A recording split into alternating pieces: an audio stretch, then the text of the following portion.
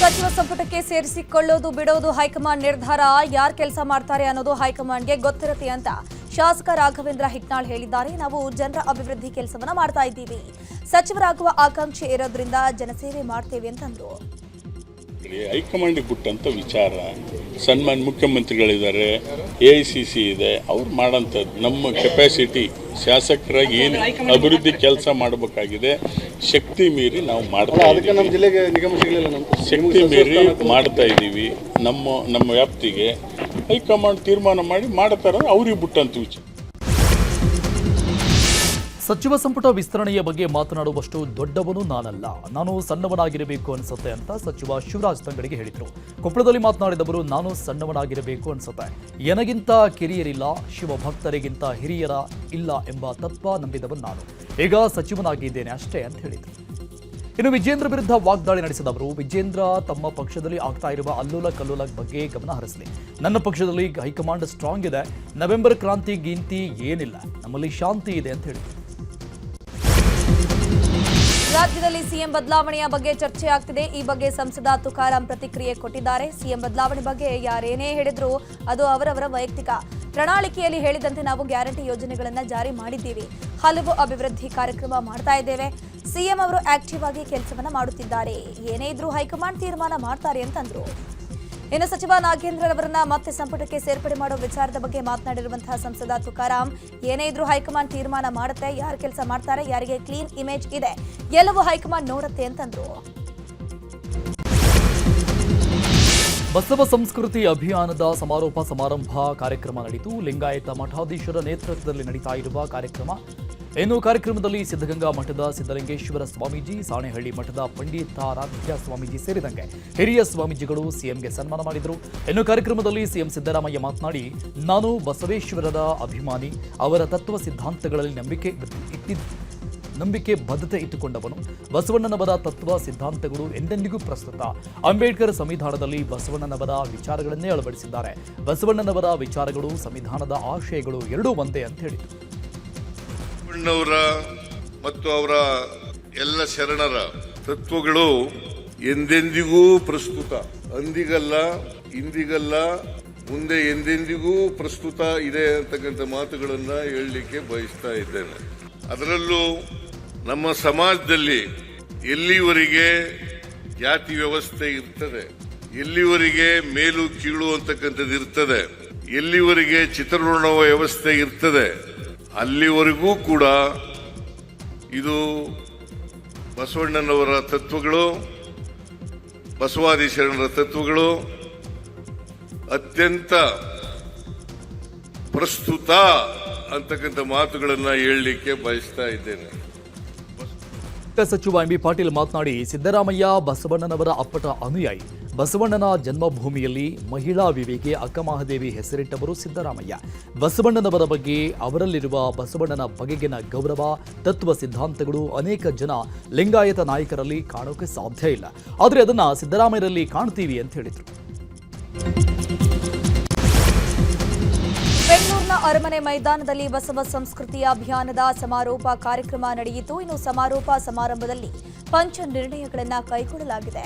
ಲಿಂಗಾಯತರಿಗೆ ದೇಶ ಎಂದಿಗೂ ಮೊದಲಾಗಿರಲಿ, ಲಿಂಗಾಯತರಿಗೆ ಅಲ್ಪಸಂಖ್ಯಾತ ಧರ್ಮದ ಮಾನ್ಯತೆ ಕೊಡಿಸುವ ಹೋರಾಟ ಮುಂದುವರಿಸುವುದು, ಲಿಂಗಾಯತ ಉಪಪಂಗಡಗಳು, ಉಪಜಾತಿಗಳ ಮಧ್ಯೆ ವೈವಾಹಿಕ ಸಂಬಂಧ ಬೆಳೆಸುವುದು ಮತ್ತು ಜನನದಿಂದ ಮರಣದವರೆಗೆ ಶರಣ ಸಂಸ್ಕೃತಿ ಪಾಲಿಸುವ ನಿರ್ಣಯವನ್ನು ಕೈಗೊಳ್ಳಲಾಗಿದೆ.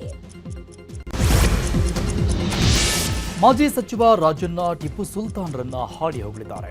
ಕೆಆರ್ಎಸ್ ಕಟ್ಟಲು ಅಡಿಗಲ್ಲು ಹಾಕಿದ್ದ ಟಿಪ್ಪು ಸುಲ್ತಾನ್, ನಾಲ್ವಡಿ ಕೃಷ್ಣರಾಜ್ ಒಡೆಯರ್ ಡ್ಯಾಂ ಕೆಲಸ ಮುಗಿಸಿದ್ರು ಅಂತ ಸಚಿವ ರಾಜಣ್ಣ ಹೇಳಿದ್ದಾರೆ. ತುಮಕೂರಲ್ಲಿ ಮಾತನಾಡಿದ ಸಚಿವ ರಾಜಣ್ಣ, ಟಿಪ್ಪು ಸುಲ್ತಾನ್ ಕುರಿತು ಹೇಳಿಕೆ ಕೊಟ್ಟಿದ್ದಾರೆ. ಡ್ಯಾಂ ಕೆಲಸಕ್ಕೆ ಹಣಕಾಸಿನ ತೊಂದರೆ ಬಂದಿತ್ತು, ರಾಜರು ಮನೆಯಲ್ಲಿದ್ದ ಚಿನ್ನವನ್ನ ಬಾಂಬೆಯಲ್ಲಿ ಮಾರಿದ್ರು, ಚಿನ್ನಾಭರಣ ಮಾರಿ ಒಡೆಯರ್ ಹಣ ತಂದಿದ್ರು. ಟಿಪ್ಪು ಆಂಗ್ಲೋ ಮೈಸೂರು ಯುದ್ಧದಲ್ಲಿ ಸೋಲುತ್ತಾನೆ, ಹಣ ಇಲ್ಲದೆ ಮಕ್ಕಳನ್ನ ಅಡ ಇಡ್ತಾನೆ.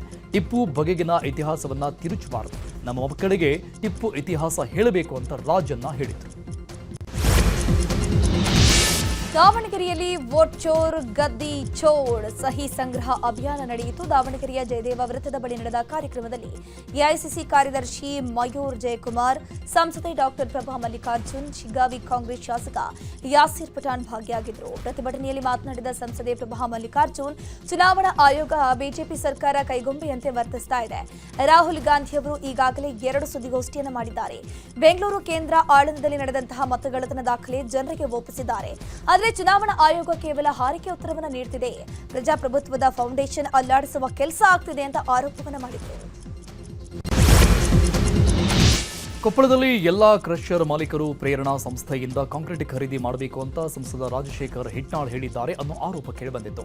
ಇದೇ ವಿಚಾರವಾಗಿ ಪ್ರತಿಕ್ರಿಯೆ ನೀಡಿದ ಕೊಪ್ಪಳ ಜಿಲ್ಲಾ ಕ್ರಷರ್ ಮತ್ತು ಕ್ವಾರಿ ಮಾಲೀಕರ ಸಂಘದ ಅಧ್ಯಕ್ಷ ಕೊಟ್ರೇಶ್, ಈ ಆರೋಪದಲ್ಲಿ ಸಂಸದ ರಾಜಶೇಖರ್ ಹಿಟ್ನಾಳ್ ಪಾತ್ರ ಇಲ್ಲ, ಕ್ರಷರ್ ಮಾಲೀಕರಿಂದಲೇ ನಿರ್ಧಾರವಾಗಿದೆ ಅಂತ ಹೇಳಿದರು.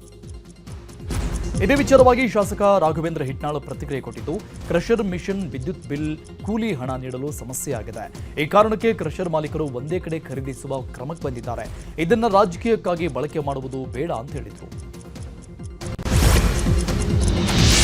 ಬೆಂಗಳೂರಲ್ಲಿ ಮತ್ತೆ ಎಂಎಸ್ವರೂಪಿ ಗುಂಡಿಗಳು ಬಲಿಗಾಗಿ ಬಾಯಿ ತೆರೆದು ನಿಂತುಕೊಂಡಿದ್ದಾವೆ. ಬನ್ನೇರುಘಟ್ಟ ರಸ್ತೆ ವೆಗಾಸಿಟಿ ಮಾಲ್ ಬಳಿ ಬೈಕ್ ಸವಾರನೊಬ್ಬ ಜಸ್ಟ್ ಮಿಸ್ ಆಗಿದ್ದಾನೆ.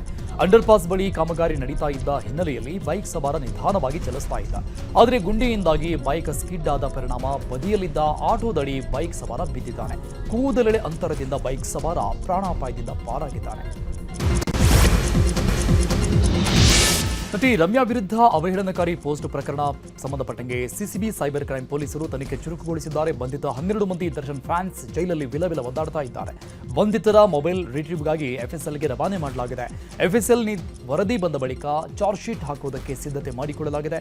ಅಂದು ಚಪಲಕ್ಕೆ ಪೋಸ್ಟ್ ಹಾಕಿ ಜೈಲು ಸೇರಿರುವ ಡಿ ಫ್ಯಾನ್ಸ್ ಇವತ್ತು ಜಾಮೀನಿಗಾಗಿ ಪರದಾಡ್ತಿದ್ದಾರೆ. ಆನ್ಲೈನ್ ಗೇಮಿಂಗ್ ಕಂಪನಿಗೆ ನುಗ್ಗಿದ ಕನ್ನಡ ಪರ ಸಂಘಟನೆ ಕಾರ್ಯಕರ್ತರು ದಾಂಧಲೆ ಎಬ್ಬಿಸಿದ್ದಾರೆ. ಕೋರಮಂಗಲದಲ್ಲಿರುವ ಗೋಲ್ಡನ್ ಏಸಸ್ ಪೋಕರ್ ಗೇಮಿಂಗ್ ಕಂಪನಿಗೆ ನುಗ್ಗಿದ ನಮ್ಮ ಕರ್ನಾಟಕ ಸೇನೆ ಕಾರ್ಯಕರ್ತರು ಪೀಠೋಪಕರಣಗಳನ್ನು ಧ್ವಂಸಗೊಳಿಸಿದ್ದಾರೆ. ತನ್ನನ್ನು ಹುಚ್ಚ ಎಂದು ನಿಂದಿಸಿದ ಶಾಸಕರನ್ನೇ ನಿವೃತ್ತ ಉಪನ್ಯಾಸಕ ಹುಚ್ಚ ಎಂದು ನಿಂದಿಸಿದ್ದಾರೆ. ಕೋಲಾರ ಜಿಲ್ಲೆಯ ಬಂಗಾರಪೇಟೆ ತಾಲೂಕಿನ ಅನಿಗಾನಹಳ್ಳಿ ಸಮೀಪ ಈ ಘಟನೆ ನಡೆದಿದೆ. ಖಾಸಗಿ ಡೆವಲಪರ್ಸ್ ಸಂಸ್ಥೆಯ ನಿರ್ಮಾಣದ ಕಟ್ಟಡದ ಬಳಿ ವಾಗ್ವಾದ ನಡೆದಿದೆ. ಸ್ಥಳದಲ್ಲಿ ಯಾವುದೇ ಕಾಮಗಾರಿ ನಡೆಸದಂತೆ ಆದೇಶವಿದ್ದರೂ ಕಾಮಗಾರಿ ನಡೆಸ್ತಾ ಇದ್ದಾರೆ ಅಂತ ಗಲಾಟೆ ನಡೀತಾ ಇತ್ತು. ಈ ವೇಳೆ ಶಾಸಕ ನಾರಾಯಣಸ್ವಾಮಿ ಭೇಟಿ ನೀಡಿದ್ದಾರೆ. ಈ ವೇಳೆ ಶಾಸಕ ಹಾಗೂ ಎಎನ್ಎಸ್ ಗೌಡ ಮಧ್ಯೆ ವಾಗ್ವಾದವಾಗಿದೆ. ಮೈಸೂರು ಜಿಲ್ಲೆ ಸಾಲಿಗ್ರಾಮದಲ್ಲಿ ಸರ್ಕಾರಿ ಶಾಲೆಯನ್ನೇ ಹೊಡೆದು ಕಿಡಿಗೇಡಿಗಳು ರಸ್ತೆ ಮಾಡಿಕೊಂಡಿದ್ದಾರೆ. ಬಡ ಹೆಣ್ಣು ಮಕ್ಕಳ ವಿದ್ಯಾಭ್ಯಾಸಕ್ಕಾಗಿ ಸರ್ಕಾರಿ ಶಾಲೆ ನಿರ್ಮಾಣಕ್ಕೆ ಸಾಹುಕಾರ್ ಬೋರನ ಜಾಗವನ್ನು ದಾನ ಮಾಡಿದ್ರು. ಮಕ್ಕಳ ಸಂಖ್ಯೆ ಕಡಿಮೆ ಆಗಿದ್ದಕ್ಕೆ ಶಾಲೆಯನ್ನು ಸ್ಥಳಾಂತರಿಸಿ ಮುಚ್ಚಲಾಗಿದೆ. ಇದನ್ನೇ ಲಾಭ ಮಾಡಿಕೊಂಡ ಕಿಡಿಗೇಡಿಗಳು ಈ ಕೃತ್ಯ ಎಸಗಿದ್ದಾರೆ. ವಿಜಯಪುರ ಜಿಲ್ಲೆ ಚಡಚಣ ತಾಲೂಕಿನ ಉಮರಾಜ್ ಗ್ರಾಮದ ಕನ್ನಡ ಶಾಲೆಯೊಂದು ಪಾಳು ಬಿದ್ದ ಬಗ್ಗೆ ನ್ಯೂಸ್ 18 ವರದಿ ಮಾಡಿತ್ತು. ವರದಿ ಪ್ರಸಾರದ ಬೆನ್ನಲ್ಲೇ ಶಿಕ್ಷಣ ಇಲಾಖೆ ಎಚ್ಚೆತ್ತುಕೊಂಡಿದೆ. ಶಾಸಕ ವಿಠಲ್ ಕಟಕದೊಂಡ್ ಸ್ಥಳಕ್ಕೆ ಭೇಟಿ ಕೊಟ್ಟರು. ಬಳಿಕ ಧಾರವಾಡ ವಿಭಾಗದ ಅಪರ ಆಯುಕ್ತರಾದ ಈಶ್ವರ ಉಳ್ಳಾಗಡ್ಡಿ ಭೇಟಿ ನೀಡಿ ಪರಿಶೀಲನೆ ಮಾಡಿದ್ದಾರೆ.